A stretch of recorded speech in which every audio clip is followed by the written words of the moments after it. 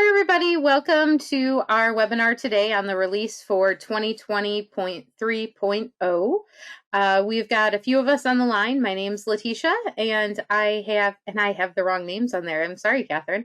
I have Nick and Catherine on as well. Nick is going to be answering the question panel and letting us know if you guys have questions in there. And then Catherine is on with us, not Katie, and she's going to take over about halfway and walk you through half the features after I walk you through the first half. So welcome. Just some housekeeping. Like I mentioned, if you do have questions, go ahead and put that in the question panel of the GoToWebinar. All of you will be on mute just because of the volume of people. But we definitely welcome your questions. So go ahead and put those in at any time. Moving along, here is our disclaimer. You will certainly see me working from demo accounts, all fictitious information, no PHI. And certainly as you take the information, you'll want to see how it applies to your agency and policies and procedures that you guys have. Did you know? Don't forget. I feel like I've been saying did you know for a while, so I want to say don't forget that we still have our self-password reset module out there. If anyone's not using it yet and interested, let us know. We know how much time some agencies spend just on getting people logged in and resetting passwords. This could certainly save you some time. So if you need more info on that, be sure to reach out. And then this is a screenshot of the login page as it looks like today. All right. So, or, actually just a few minutes ago, this timer is a countdown that's just going to keep going. And I wanted to not forget to talk about this login page and really let you know where I'm referencing these materials. So at the very top of the login page, it says release notes and then upcoming webinar. I'm guessing you know that that's there because you found us and you're here and you must have clicked on upcoming webinar. But the release notes are there as well, and I'll have those open as we go through the training today, but definitely look for that.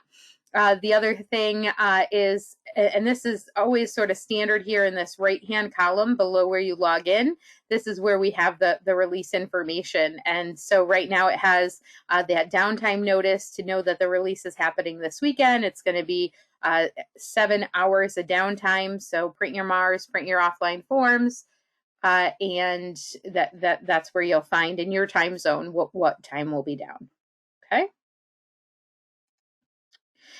And then last but not least here with the PowerPoint, just intro info, beta.therapservices.net is going to be where you're going to see if I hop over to a Therap page, that's the login that I'm using. You can go to use that site as well, and it's what 20.3.0 will look like. So you can go in there today if you want to check out anything that we show you and see how it looks. You can go into your own account. You would use your login information as of the snapshot, and there's a message on the login page there of what date that was. And you can go ahead and log in using your login name, password, provider code, and access that beta site. It's all going to be your information that you have. It's a snapshot of your database, but it doesn't transfer over. So don't enter any live data that you need to be in your actual account, but definitely check out features and see how things impact you over there in beta. Okay. So with that, I can close out of that.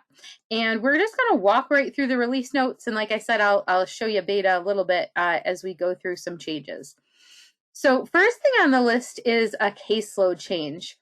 I'm actually oddly really happy about this one personally.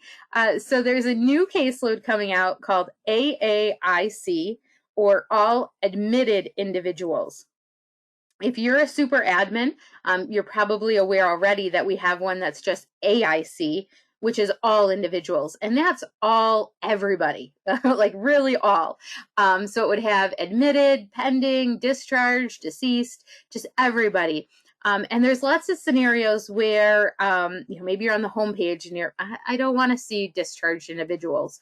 So there's definitely some scenarios where this caseload would work for people if you don't need to see those other statuses, or maybe just on a different profile where you just see all admitted, and that's what you want to see on a regular basis. So that new caseload is coming out. You can't have both because you know they sort of supersede each other. So you can either have an AAIC or an AIC, but the new one coming out, you'll see that if you go to caseloads, will be for all admitted. And so that's going to be handy. Automatically, of course, is always going to be updated. So if a new individual gets admitted, they're automatically in that caseload. Discharged, they're automatically out of that caseload. Okay. With that, you also can do that for an oversight account, which is exciting for some of you guys as well if you have an oversight account, so you can see how that works there. And you can have the AIC or the AAIC for a provider that's under you, that's linked with your oversight account. But again, you can't have both. You just can have one or the other. So you can see for demo 1 and 2 here, we've got the AAIC, and then demo 3 and 4, I have the AIC, but I couldn't have both of these caseloads for, say, demo 2. It's just one or the other. So just like a regular account for when you're linking those other accounts to an oversight. Okay. Next is the individual demographic form. We have some changes with contacts, and I'm going to hop over actually to my demo account and show you this. So let me, I could go to either tab, but we're going to go pull up Brandon here. And I'm going to go the long way. I could go right into contacts here, but I'm going to actually go the long way because I want to show you a couple things on the IDF. So let me pull up Brandon. Okay. And we're going to go over to his contacts, our contact list. And those are those individual type contacts. He doesn't have any. Let's go ahead and add one. Okay. And so the contact that oh, what did I do? I clicked the wrong thing, didn't I? I want contact list. I clicked consent. He does have a contact in there. Sorry about that. All right. So we'll do add new contact, not consent. And I'm going to add in, let's say, his brother.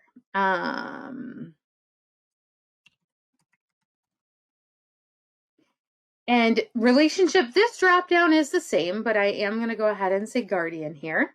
What you'll notice, though, is I didn't get those extra questions that you always get when you click guardian, and you'll see why in a minute, because those have sort of been rearranged. He's going to be emergency contact. Maybe I put in that this is his brother. All right. And now those extra questions that you used to get plus more is in a whole new section of an individual contact called guardian. And if you check off that somebody is a guardian, all of those questions are going to appear. So you have guardian type, okay, guardian authority. And this the guardian type, that's the drop down that you have today. So that would automatically get carried over. So, don't think that if you had that filled out as you needed it today, that it won't be there after the release. And go check that out. Go look at someone's account in beta. But that field gets dropped or carried over where the other ones are new fields. So if you want to add to the information you had there, you could. We're going to say that he is the financial and legal and medical guardian. Okay, it's a multi-select list. The established state here is going to be New York. Established county is going to be Chautauqua. Established date, I don't know, that was back in 2015. Okay. And these are not required. I'm just showing them to all. So maybe you don't have an established end date. Maybe you do. Probably changes based on each guardianship paperwork or each state. So you can fill those out. The other really nice thing here is when you say somebody is a guardian, you get the attachment section. So if you have their guardianship paperwork, court paperwork, etc., you can go ahead and attach that right here. You do have that total of 10 megabyte for all the attachments. Each one can be 3, but you can go ahead and attach the guardianship paperwork so everything's together. Okay, and then everything else about the contact is the same as it is today. They've got your address, their residential and mailing address. We'll just go ahead and save that. Okay, I'm going to go ahead. We're going to hop right back there. All right, so the guardianship, again, we've got those new fields there with the attachment. The other thing that you can do here is down at the bottom, there's a brand new section that just says guardian list. So anybody that you checked off that was a guardian, if you go to guardian list, oops, I actually made it that he had two, but you can go ahead, you would be able to see that. Doesn't look accurate. Maybe I need to update Mark to being a different type of guardian or take him off the list. But that quickly lets you get so you can train staff instead of having to go to the contact list, that they could go right to the guardian list to see who the guardian is. So it's sort of a new section there down at the bottom of your individual demographic form. Okay. Any questions so far? All right. Don't think so. So let me scroll through this. We talked about all this. Team members. Let's see here. On the team members, you do have the option to add in those guardians, and there's an add team member button if you need to add on new team members. I'm just going to show you what that looks like. All right, we're going to skip past. Okay. New section. So the demographic report, and I want to show you this too. I'm going to go over to my agency report tab and go to demographic report. Currently, right now, when you do a demographic report, you can select up to 5 programs at a time, but as of next week, you'll be able to select 10 at a time. The other thing that I want to mention is that if you don't select anything, and this is sort of a change that happened, that's not sort of, it is a change that happened with the new IDF, but I don't know if everyone's used to it. So that's just why I want to mention it. It's how it works today currently. If you select nothing, all right, you don't have to go by that 5 or soon to be 10 limit rule.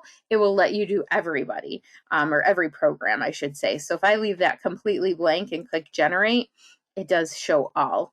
So just want to make sure people are aware of that trick. But again, if you're trying to narrow it down, you'll be able to do up to 10 programs as of next week. There are a few more different graphs that are being added there, or charts. So there's going to be ethnicity, ID type, race, and supervision that are added. Okay. For oversight agencies, there's going to be on the individual search page that oversight ID will be listed there, new field. That's exciting for your searches there. Individual homepage, so we can select on the individual homepage if we want active team members and the guardian list to show. And if you do that, then when you're on the homepage in the go-to section, just like you have at the bottom of the IDF I showed you, you would have the guardian list that staff could get that quick list of just guardians. Okay. Active consent or active contacts now are going to list, instead of the primary phone, it's been renamed to residential phone. So you're going to see that throughout the system. And then on ISP programs and service auth, again, this is on the homepage, a maximum of 15 will show, and you can go ahead and sort, or you could use the filter to find certain ones if an individual has over 15. This is exciting for our users in Connecticut. They have a state-specific EDF form. That's going to now have a link on the individual homepage to quickly get to that. Okay.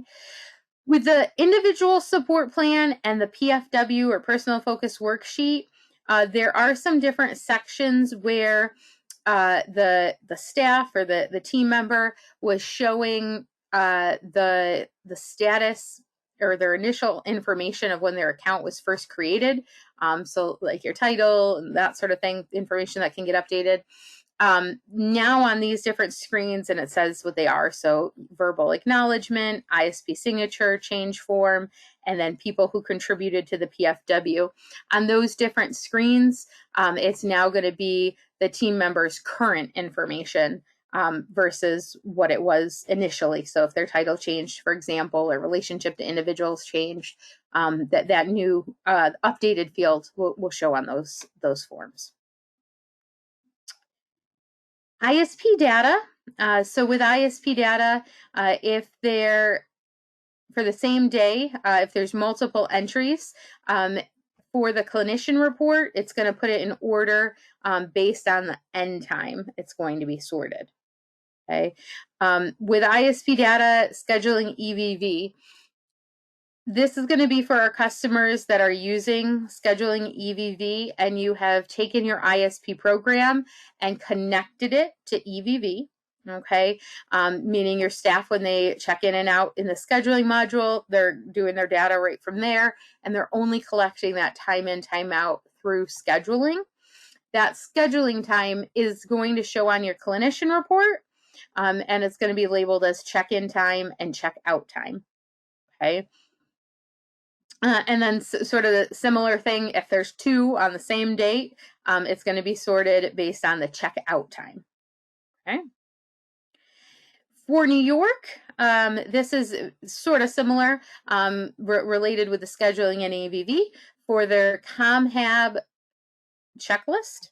The community hab checklist, it is going to do the same thing. It's going to pull in the check-in, check-out times based on scheduling, if you've got that all linked together, which, side note, for New York isn't really going to start till January 1st. But you know, we're releasing these features, so they're definitely there in time that this is going to work for you guys for January. Okay, if there happens to be an overnight slot, the slot is not going to show on your community hab checklist because you need data for both days. So it's just going to end up not having this information at the bottom as far as time. And again, we can talk about that more if you need more specifics. Some more scheduling things.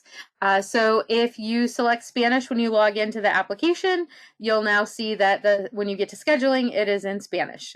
So update there with language. Also, a new field is over on the scheduling provider preferences for Therap IVR phone number.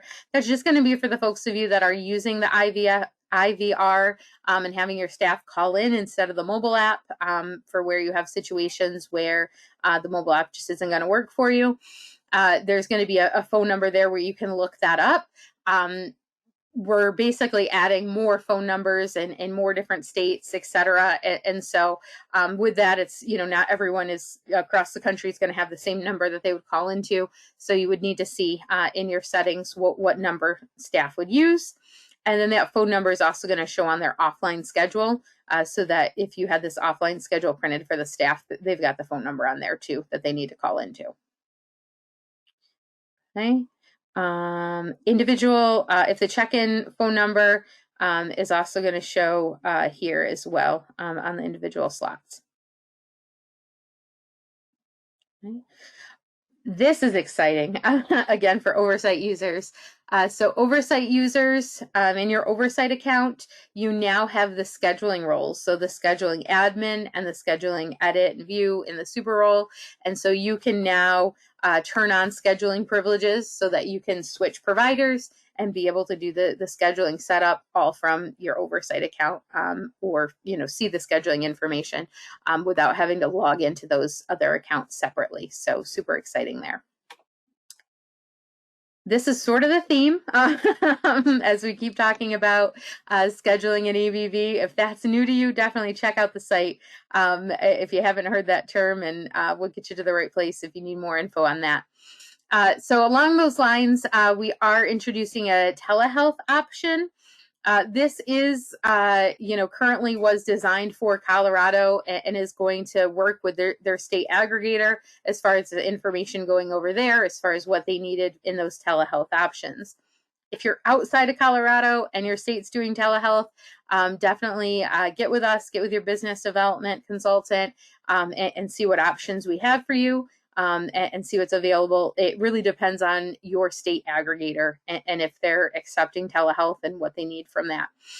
For the Colorado users, we're not going to go too in depth, but all the information is here on how you can set that up and use that telehealth service. It's basically just saying you're doing it via telehealth, okay, as your location.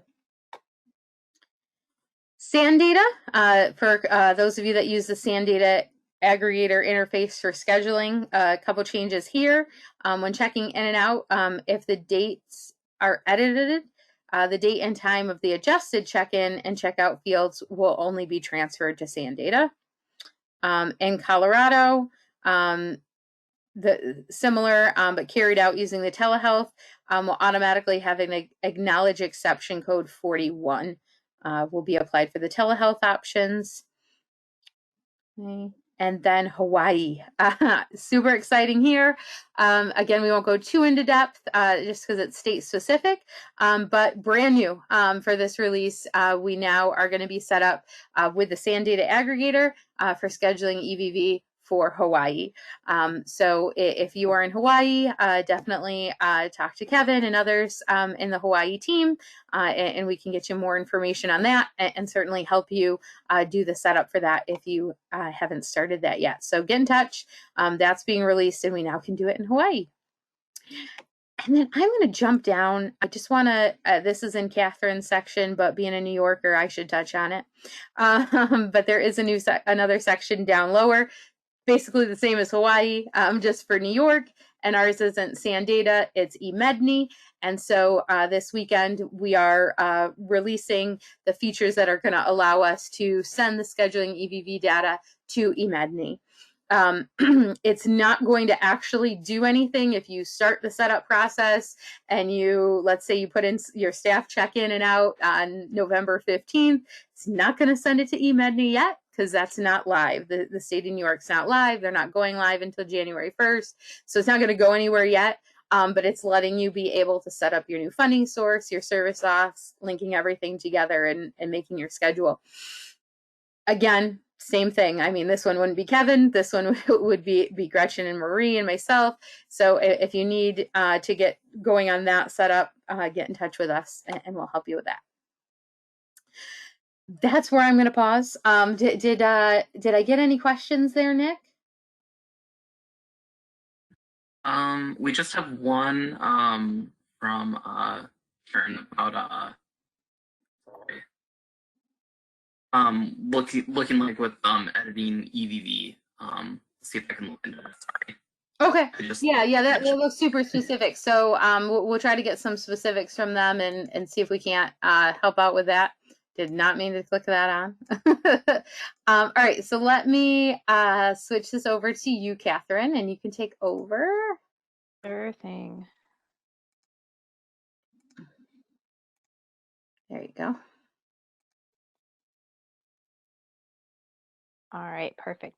So with our medication history section, we do have a small change coming up. The total count column, which is an obsolete column, is being removed from some of the other areas in which you can access medication history, including active medications list of the allergy profile, the medications list from the lookup option of the medication history, and the medications list that shows by clicking medication history view under the history section.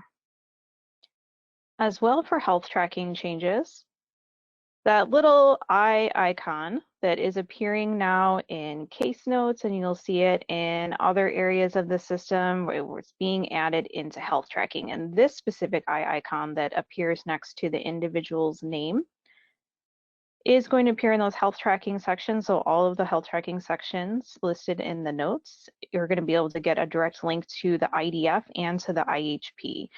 So this will appear right in the system. And let me actually go hop over to health tracking and give a demo of that really quick. So if I go into height weight, for example, yeah, let me just grab a random person here. Here's that little eye icon. So everybody's familiar with the eye icon up here next to my module name, and this is giving me some form information. But this eye icon here is going to give me a direct link to the IDF and the individual homepage. So we're hoping this helps with people who might not be as familiar with this individual. What I can do here is click on my individual demographic form link. This will open up in another tab, but it gives me a direct link to all those good details about who that person actually is. So yes, this does open in another tab, but they are connected. If I log out here, I will be logged out over here. So just keep that in mind as you're going through.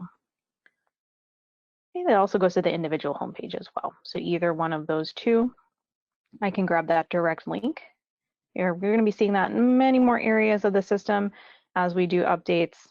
That's what that eye icon next to a person's name will always give you. That's also going to appear within the health screening section. With our health passport, with those new guardian options, if somebody is listed as a health decision maker, that field on the health passport is going to populate the individual contact for whom the guardian fields is selected. And the guardian authority field is set as medical on the IDF for the individual. So you'll be able to see that on the health passport. So again, if you're listing somebody as somebody is the guardian and they're the medical authority, you'll see that on your health passport. For those of you who are using Health Plus and you have access to the health passport, the health decision maker will pull from that.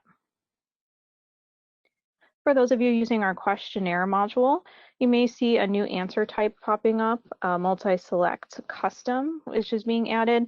This is not going to do anything just yet. It will be functional in a future release with another associated module, but just know that you might be seeing that coming up, and it will look like this. So answer type multi-select custom, option answer here does not have any functionality just yet, but that will be put into the system this weekend.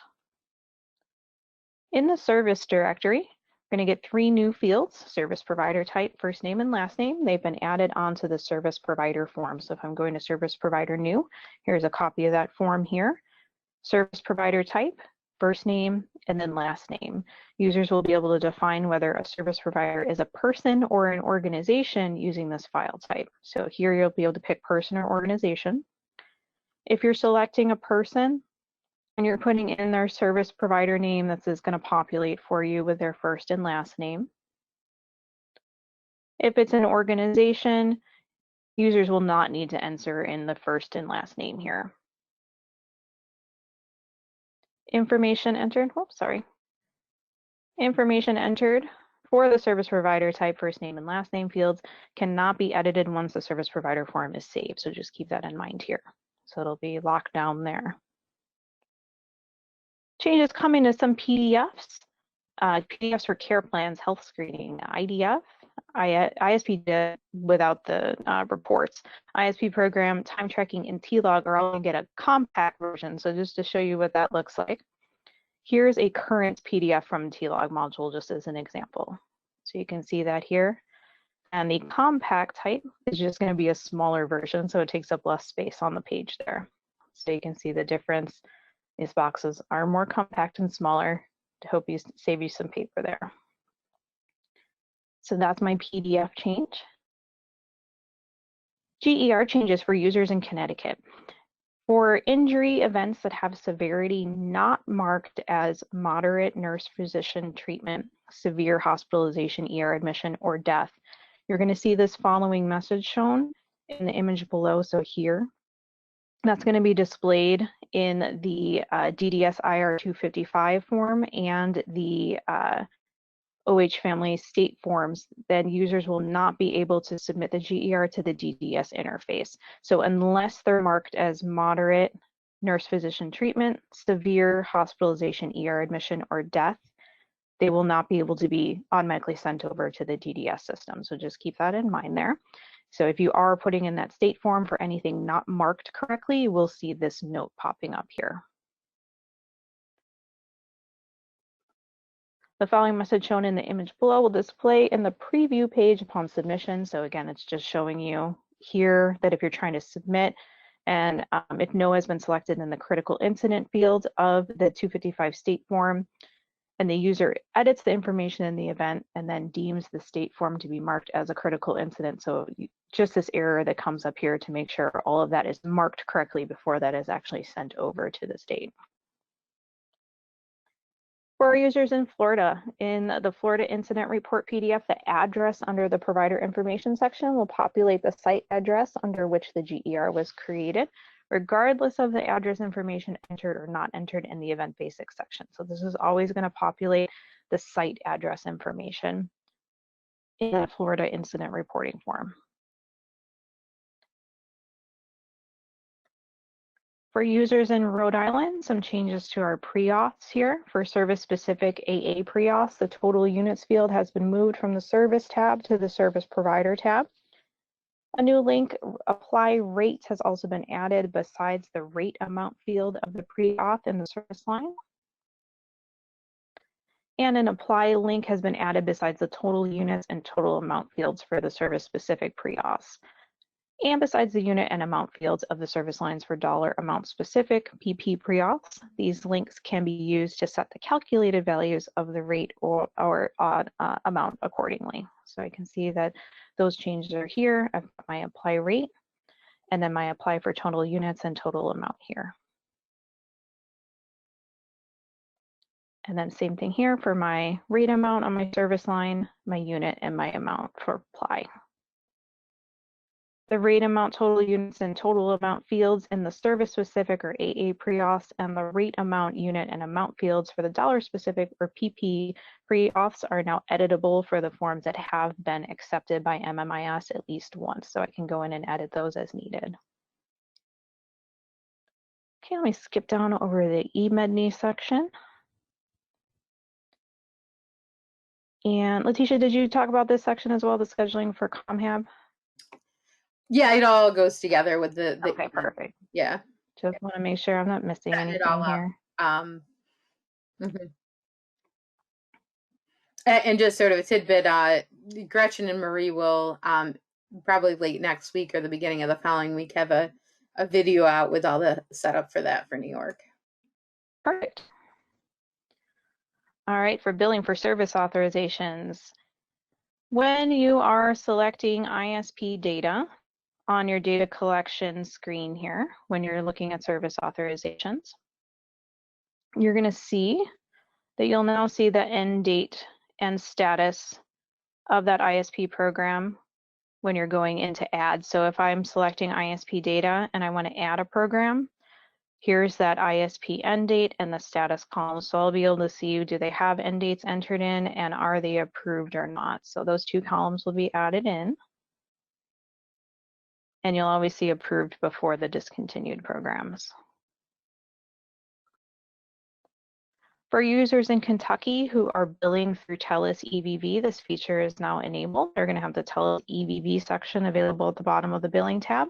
Users will be able to submit new and rejected EVV data to TELUS and search the EVV files. So that will be added in this release. So on your billing tab, you'll see TELUS EVV. And there's the submit, search, and file search screens. Letitia, for this billing in New York, is there anything that you wanted to mention about this specifically? No, it all wraps back to Community Hub, eMedNI, billing, Okay. EVV.